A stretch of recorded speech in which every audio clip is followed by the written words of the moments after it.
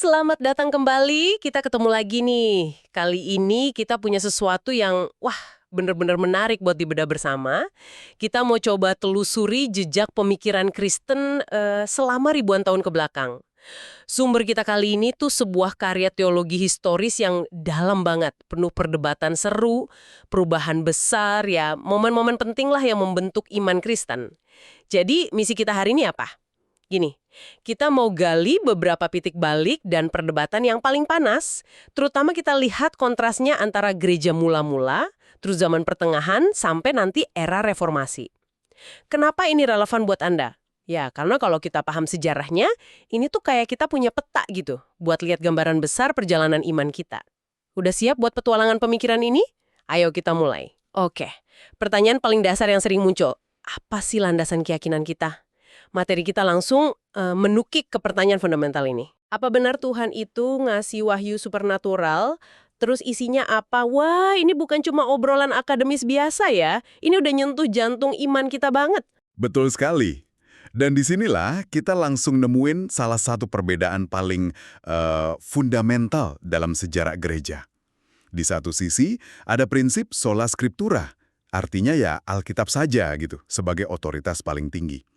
Ini jadi pilar utama reformasi Protestan kan?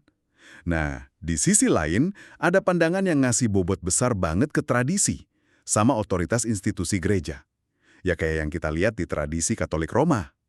Yang menarik dari materi kita ini, ada penekanan kuat soal fakta bahwa gereja di abad-abad awal, katakanlah abad pertama sampai ketiga gitu, itu secara umum sangat menjunjung tinggi supremasi Alkitab.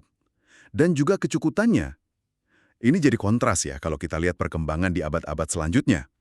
Penulis sumber kita, Cunningham, juga nyatet hal menarik nih. Dia bilang, meskipun para bapak gereja awal itu penting banget, pemahaman mereka soal kedalaman doktrin Alkitab itu, menurut dia ya, seringkali belum sematang para reformator di abad 16 atau teolog Protestan abad 17. Dia bahkan pakai analogi mereka tuh kayak anak-anak dibanding teolog yang datang belakangan dalam hal kedalaman pemahaman doktrin. Oke, jadi ada semacam evolusi atau mungkin pergeseran fokus gitu ya soal otoritas tertinggi ini. Dari Alkitab, terus mungkin kombinasi Alkitab dan tradisi, lalu pas reformasi balik lagi ke sola scriptura menarik. Nah, kalau kita ngomongin soal gereja nih, gimana konsep gereja itu sendiri dipahami? Apa selalu sama kayak bangunan atau organisasi yang kita lihat sekarang? Sumber kita ini ngebahas kata Yunani eklesia. Ternyata artinya tuh bisa berkembang ya. Dari awalnya cuma perkumpulan atau majelis biasa, terus jadi komunitas umat pilihan Kristus. Konsep ini terus dibedain lagi. Ada gereja yang tak terlihat, yaitu semua orang pilihan sejati, yang cuma Tuhan yang tahu persis siapa aja, sama gereja yang terlihat. Gereja terlihat ini ya komunitas orang-orang yang ngaku Kristen di dunia. Yang ya dalam prakteknya bisa aja anggotanya nggak semuanya benar-benar beriman. Mungkin Anda mikir, kenapa sih definisi gereja ini jadi penting banget? Kok diributin? Ternyata ini dampaknya besar ke perdebatan soal sifat-sifat gereja. Itu loh soal gereja harus satu, esa, kudus, katolik yang artinya universal atau ya, dan apostolik berdasarkan ajaran rasul. Dan ini juga nyambung ke klaim suksesi apostolik. Kali, perbedaan cara pandang antara Protestan dan Katolik Roma soal hakikat gereja ini fundamental banget. Ambil contoh soal suksesi jabatan uskup yang di sumber kita disebut prelasi. Materi ini ngulas pandangan tokoh penting kayak Cyprian dari Kartago di abad ketiga. Cyprian ini emang sangat meninggikan peran uskup. Tapi yang menarik, sumber ini nunjukin kalau pandangannya itu belum sama persis loh sama konsep prelasi yang berkembang jauh belakangan. Misalnya nih, Cyprian itu masih ngasih tempat penting buat peran jemaat, kayak persetujuan mereka dalam milih pemimpin gereja. Bahkan sumber kita nunjuk ke bukti dari bapak gereja lain, Clemens dari Roma misalnya, yang nunjukin kalau jemaat di masa awal itu punya hak suara loh buat milih pemimpin mereka. Wah, menarik itu. Jadi definisi gereja bukan cuma teori abstrak ya, tapi punya implikasi praktis banget soal siapa yang mimpin, gimana komunitas iman itu jalan. Nah ini kayaknya bawa kita ke arena perdebatan doktrinal lain yang gak kalah seru juga ya. Sejarah gereja kan emang penuh diskusi mendalam, kadang panas juga soal doktrin. Sumber kita nyorotin beberapa yang paling inti. Gimana kalau kita mulai dari Trinitas? Itu gimana sih gereja mula-mula memahami hubungan Bapa, Anak, sama Roh Kudus? Nah, di sini peran Konsili Nisea tahun 325 M itu jadi krusial banget. Penting sekali. Konsili ini kan diadain buat ngerespon ajaran Arius. Arius itu intinya ngajar kalau anak, Yesus itu, adalah ciptaan pertama dan termulia. Tapi ya, tetap ciptaan. Nggak setara atau nggak sehakikat sama Bapa. Konsili Nisea nolak keras pandangan itu. Mereka negesin kalau anak itu homoousios dengan Bapa. Itu istilah Yunani yang artinya sehakikat atau punya substansi ilahi yang sama. Jadi, anak itu bukan ciptaan, tapi Allah sejati, setara sama Bapa dalam esensi ilahinya. Meskipun ya perdebatan sebelum Nisea udah ada, sumber kita juga nekenin kalau kesaksian mayoritas gereja sebelum Nisea pun sebenarnya udah ngarah ke pengakuan keilahian Kristus kok. Oke. Jadi Nisea negasin keilahian Kristus yang setara sama Bapa. Tapi kan masalahnya nggak berhenti di situ ya kan? Justru muncul pertanyaan lanjutan yang pelik juga nih.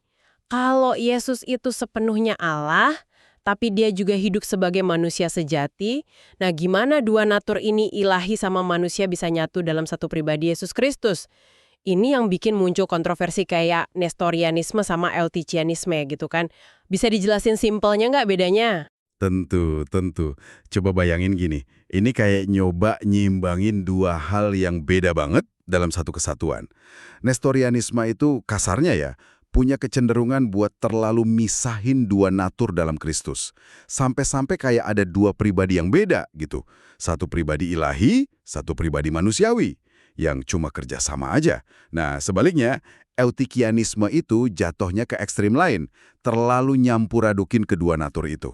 Kayak seolah-olah natur manusia Yesus itu keserap atau larut gitu dalam natur ilahinya. Jadinya yang sisa cuma natur ilahi dengan semacam selubung kemanusiaan aja. Gereja, lewat konsili-konsili berikutnya, kayak Chalcedon tahun 451 M, itu nolak dua-duanya. Mereka ngerumusin doktrin klasik. Kristus itu satu pribadi dengan dua natur, ilahi sepenuhnya dan manusia sepenuhnya, yang nyatu secara sempurna, tanpa kecampur, itu ngelawan Eutychian, tanpa berubah, tanpa kebagi, itu ngelawan Nestorian, dan tanpa kepisah. Wah, rumit tapi fundamental banget ya, karena ini nyangkut siapa Yesus sebenarnya. Dan ada satu lagi nih perdebatan besar dari era Bapak Gereja yang dampaknya kerasa banget sampai sekarang. Itu pertarungan ide antara Agustinus sama Pelagius di abad keempat dan kelima. Ini soal anugerah versus kehendak bebas. Apa sih intinya yang mereka perdebatkan? Inti perdebatannya itu ya seputar kondisi manusia setelah Adam jatuh dalam dosa. Pertanyaan kuncinya gini, dosa Adam itu ngaruh nggak sih ke semua keturunannya? Yang kita kenal sebagai konsep dosa asal itu. Terus, apa manusia setelah jatuh itu masih punya kemampuan atau kehendak bebas buat milih jalan selamat dan ngelakuin kehendak Tuhan tanpa bantuan khusus dari Tuhan? Seberapa besar peran anugerah atau kasih karunia Allah dalam proses keselamatan? Nah, Agustinus, yang pandangannya kemudian jadi sangat berpengaruh, dia nekenin dampak dosa asal yang ngerusak banget natur manusia. Akibatnya, kata Agustinus, manusia itu kehilangan kemampuan buat milih kebaikan rohani sejati pakai kekuatannya sendiri. Makanya, anugerah Allah yang berdaulat itu mutlak perlu. Bukan cuma buat bantu, tapi buat mulai dan nyelesain seluruh proses keselamatan. Kalau Pelagius, di sisi lain, dia lebih optimis soal kemampuan manusia. Dia nyangkal doktrin dosa asal dalam pengertian Agustinus. Dia nekenin kalau manusia itu dasarnya masih punya kehendak bebas buat milih taat atau enggak, tanpa perlu intervensi anugerah khusus yang ngubah hati. Tentu dia nggak nyangkal perlunya pengampunan dan teladan Kristus ya, tapi dia nekenin potensi manusianya. Sumber kita secara jelas nunjukin kalau pandangan Agustinus lah yang dianggap lebih cocok sama ajaran Alkitab secara keseluruhan. Dan itu jadi fondasi buat teologi anugerah di kemudian hari. Meskipun ya, variasi dari pandangan pelagian kayak semi-pelagianisme yang coba cari jalan tengah gitu, terus muncul sepanjang sejarah gereja. Jadi jelas banget ya perdebatan-perdebatan ini tuh bukan cuma adu argumen teologis di Menara Gading. Kayak yang tadi disinggung, pemahaman soal siapa Kristus itu punya implikasi langsung ke gimana kita mahamin karya penebusannya. Kalau dia bukan sungguh Allah dan sungguh manusia, pengorbanannya cukup nggak? Gitu kan. Begitu juga soal anugerah sama dosa asal. Ini nentuin cara kita lihat gimana manusia bisa damai sama Tuhan yang kudus. Benar sekali. Pemahaman tentang natur Kristus itu krusial banget buat mahamin gimana dia bisa jadi pengantara yang sempurna antara Allah dan manusia. Dan doktrin tentang anugerah bakal ngebentuk pemahaman kita soal gimana keselamatan itu terjadi. Apakah inisiatifnya dari Allah atau manusia, atau kombinasi keduanya. Materi kita juga sempat nyinggung pandangan sosinianisme yang muncul jauh belakangan ya. Itu contoh kelompok yang nolak doktrin-doktrin inti ini secara radikal, termasuk nolak Trinitas dan keilahian Kristus kayak yang dipahami gereja umum. Nah, ngomongin soal gimana manusia bisa dibenarkan di hadapan Tuhan, ini jadi isu sentral banget kan di Reformasi Protestan abad 16. Sering dirangkum dalam pertanyaan, gimana orang berdosa bisa dinyatakan benar, justified gitu, di hadapan Allah yang Maha Kudus. Sumber kita ini ngontrasin dengan jelas banget pandangan para reformator sama pandangan resmi Gereja Katolik Roma waktu itu yang ditegasin misalnya di Konsili Trente. Bisa diurai nggak perbedaan utamanya? Wah, ini salah satu titik perbedaan paling tajam memang.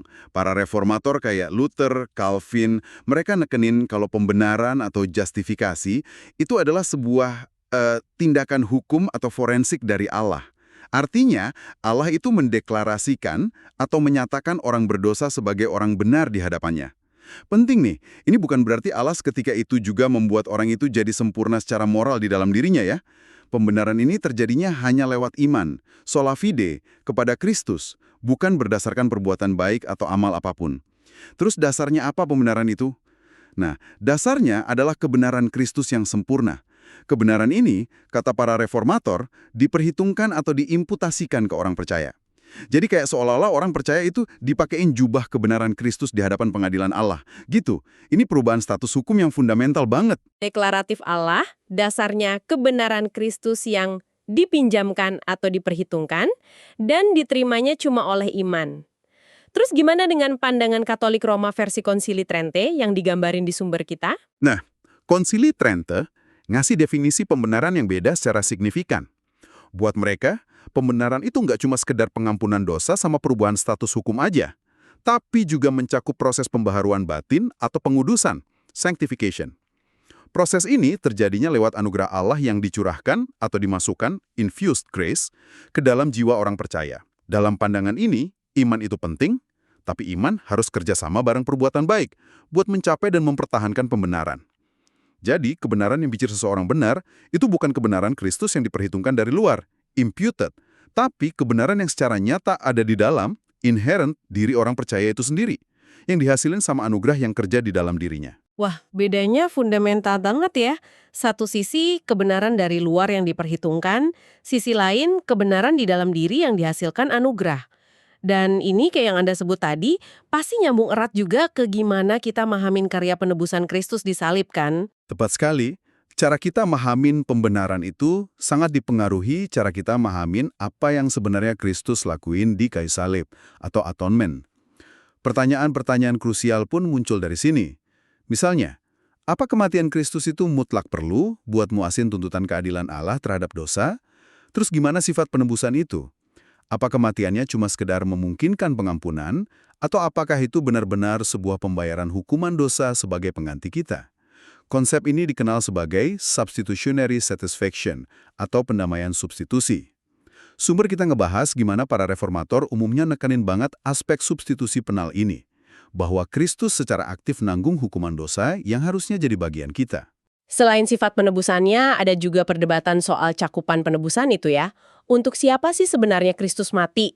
Apa buat semua orang tanpa terkecuali, atau secara khusus cuma buat mereka yang akhirnya bakal diselamatin, yaitu umat pilihannya? Nah, ini masuk ke perdebatan klasik antara pandangan Arminian sama Calvinis soal luas penebusan.